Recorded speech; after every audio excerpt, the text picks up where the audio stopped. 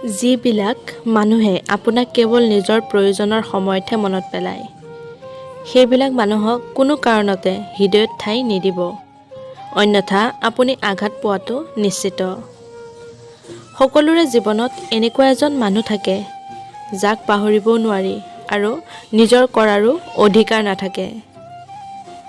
খং উঠিলে চিঞৰিবলৈ যিমান শক্তি লাগে, তাতোতকৈ মনে মনে থাকিবলৈ বেছি শক্তি লাগে। নিজৰ সুখৰ বাবে কেতিয়াও আনক দুখ নিদিব।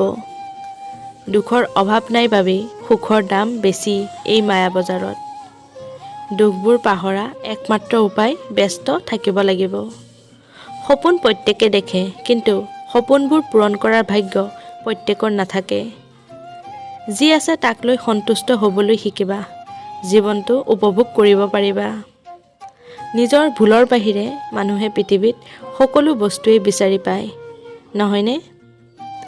কপালত যদি সুখ নাথাকে, জোৰ কৰি সুখ অনা অসম্ভৱ। আনৰ কথা শুনাজনে ভাঙি যায়, নিজৰ কথা শুনাজনে নিজকে গঢ়ি লয়। আপুনি যেতিয়ালৈকে চেষ্টা কৰা বন্ধ নকৰে, তেতিয়ালৈকে আপুনি বিফল নহয়। আমাৰ জীৱনটোৱে এক প্ৰত্যাহ্বান, গতিকে জীৱনৰ অকণমান সময় যুঁজি ভাগৰি হাৰি গ'লে নহ'ব, গোটেই জীৱন যুঁজিব লাগিব। জীৱনটো খুবেই কষ্টকৰ, কিন্তু সেয়া কাকো বুজাব পৰা নাযায়। মনটো বৰ অসহায়, কিন্তু সেয়া কাকো দেখুৱাব পৰা নাযায়। জীৱনত বহুতো কিবাকিবি সপোন দেখিব, কিন্তু বিচাৰিলে সকলো পোৱা নাযায়।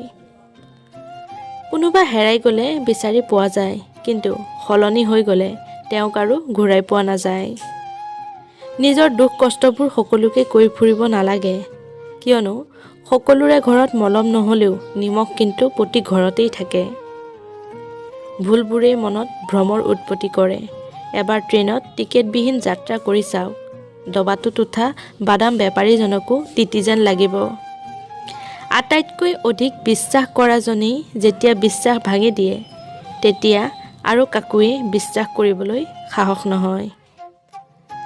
আপোন যেন লগা প্ৰত্যেকজন ব্যক্তি যেনেকৈ আপোন নহয়, ঠিক তেনেকৈ হাঁহি থকা সকলো ব্যক্তি সুখী নহয়। কিছুমান দুখ এনেকুৱা হয়, যাক আমি সহ্য কৰিব পাৰোঁ, কিন্তু কাৰো আগত ব্যাখ্যা কৰিব নোৱাৰোঁ। দুখবোৰ সদায় চকুপানী হৈ প্ৰকাশ নাপায়, কেতিয়াবা কেতিয়াবা এটা মিঠা হাঁহিৰেও প্ৰকাশ পায়। জীৱনৰ জখলাটোৰ পৰা পৰি গ'লে উঠাই দিবলৈ কোনো নাহে, কিন্তু উঠি গ'লে পেলাই দিবলৈ সকলো আহে। কাৰোবাৰ বিষয়ে ভালকৈ কোৱাৰ সময়ত সকলো মৌন হৈ থাকে, কিন্তু যেতিয়া বেয়াকৈ ক'বলগীয়া হয়, তেতিয়া বোবাটোৰো মুখতো মাত ওলায়। বিচাৰি ফুৰা সকলোবোৰ যদি পায়ে যাওঁ, জীৱন আৰু সপোনৰ মাজত পাৰ্থক্য ক'ত থাকিব? জীৱনত হেৰাই যোৱা বস্তুবোৰক লৈ ইমান দুখ কিহৰ? বৰ্তমান যি পাই আছা সেইখিনিতে সুখী হোৱা, আৰু ভৱিষ্যতে আহিবলগীয়াখিনিক সুন্দৰভাৱে আদৰিবলৈ পৰিকল্পনা কৰা। দুখৰ কথা ভাবি বহি থাকি লাভ নাই। আটাইতকৈ দুখীয়া ব্যক্তি সেইজন, যিজনে পৃথিৱীৰ প্ৰত্যেকটো বস্তু টকাৰ মূল্যৰে কিনিব বিচাৰে। ধন্যবাদ বন্ধু বান্ধৱীসকল, আজিৰ ভিডিঅ'টো ইমানেই। যদি ভিডিঅ'টো ভাল পালে লাইক এটা কৰি শ্বেয়াৰ কৰি দিব, আৰু কমেণ্টত জনাবলৈ নাপাহৰিব ভিডিঅ'বোৰ কেনে লাগে। তেনেহ'লে আজিলৈ আহিছোঁ, পুনৰ লগ পাম নতুন এটা ভিডিঅ'ৰ সৈতে। ধন্যবাদ।